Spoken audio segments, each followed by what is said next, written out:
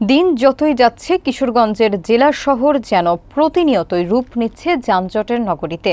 সকাল থেকে রাত পর্যন্ত শহরের প্রধান সড়কগুলোতে ঘণ্টার পর ঘণ্টা আটকে থাকতে হচ্ছে অফিসগামী মানুষ, শিক্ষার্থী, রোগী এবং সাধারণ যাত্রীদের।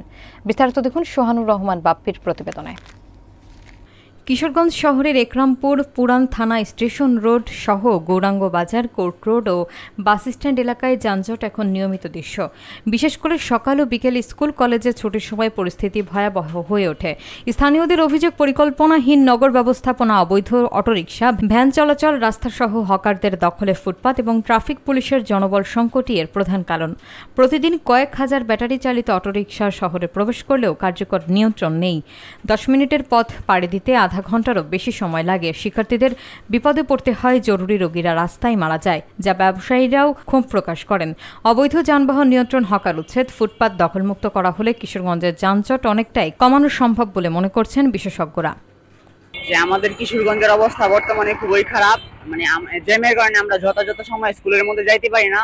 দেখা যাচ্ছে কি আমরা অর্ধেক রাস্তা যাওয়ার পরে আমাদের হাইটা যাইতে হয়, এত পরিমাণে জ্যাম।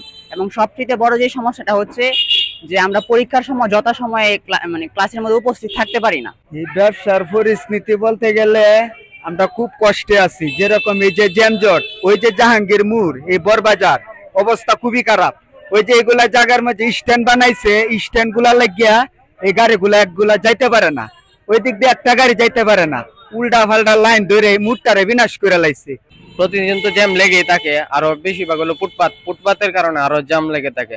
আর শহরের মধ্যে যে পর্যটনের যে অবৈধ স্থাপনা বা ফুটপাত দখল করে আছে, সেগুলো আমরা পর্যায়ক্রমে উচ্ছেদ করব এবং এর পরবর্তীতে আমাদের টার্গেট হচ্ছে গৌরাঙ্গ বাজার ব্রিজ থেকে ওই যে স্থাপনাগুলো আছে সেগুলো আমরা অপসারণ করব এবং পর্যায়ক্রমে শহরের যে যানজট, যে বিশেষ করে অটো রিকশার যে আধিক্য, সেগুলো আমরা কিভাবে একটা স্পট নির্ধারণ করতে পারি শহরের চতুর্পাশে, বিশেষ করে উপজেলা থেকে যেগুলো আসবে সেগুলো আলাদা করার একটা প্রক্রিয়া চলছে।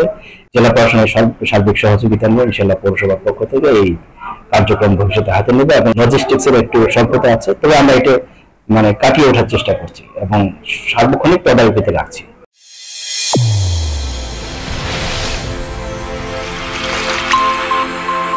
চ্যানেল A1, হৃদয়ের স্পন্দন।